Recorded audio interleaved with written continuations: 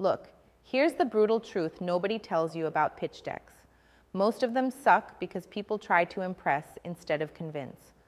They throw a bunch of data, fancy slides, buzzwords that sound cool but mean nothing, and expect an investor to just hand over money. That's not how it works. If you're struggling to get traction, it's not just bad luck or timing. You're missing out on hidden patterns, the real signals that separate a meh deck from one that makes investors lean forward, grip their chair, and say, "I want in." First, stop treating your pitch deck like a report. It is not about showing how much you know or how complex your product is. It's about telling a story with zero fluff. Every slide, every word, every number needs to scream clarity and urgency. The pattern that successful decks follow: they strip away noise and highlight the one problem their startup solves better than anyone else: fast. If you can't nail that in the first 30 seconds, you've lost them. Investors don't have time for puzzles. They want answers.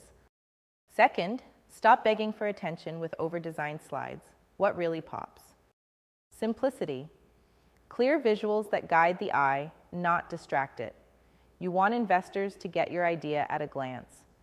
Charts that tell a story, numbers that feel real and believable, not fantasy. Forget flashy animations or 300 fonts. Use bold headlines, strong contrast. White space is your friend. It gives the brain a break and lets your key message punch through. Third, show relentless proof of traction. Everyone talks about potential, market size, or vision like that's enough. Investors want evidence you've moved past the idea phase. Real customers, revenue, engagement, partnerships. Don't hide weaknesses, but don't dwell on them. Show you're learning fast, iterating harder, and that your market loves what you're building. That's a pattern most overlook: honesty with a plan. If you don't have traction yet, prove you're building the right thing fast. Fourth, nail the team. Investors back teams, not slide decks. But don't just list resumes or buzzwords like experienced or serial entrepreneur. Paint a picture of why your team is the only one who can pull this off. Show complementary skills, tough decisions you made together, resilience when shit hit the fan.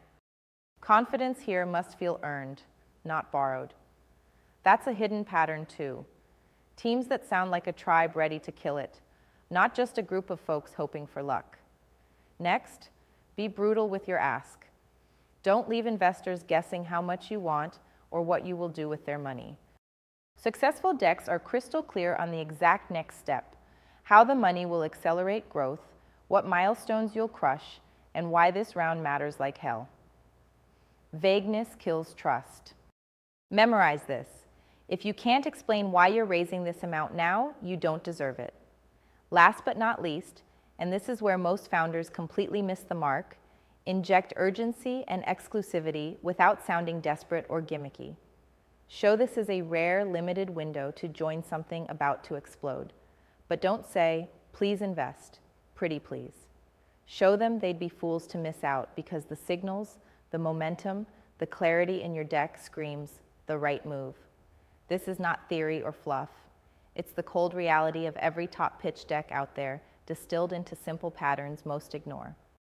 Strip your deck to these bones: problem that hits hard, simple clean proof, a killer team story, precise ask, and urgency that feels real. Get this right, and you won't be chasing investors. They'll be chasing you. No more excuses, no more clunky decks that waste time. It's time to stop playing by old rules and start demanding attention with decks that actually work. Because your startup deserves more than polite maybe-laters. It deserves fire and commitment. Now, go build the deck that puts you right where you belong, at the front of the room, with every eye locked on you and the money flowing in. Subscribe to our YouTube channel and visit the featured link to discover more.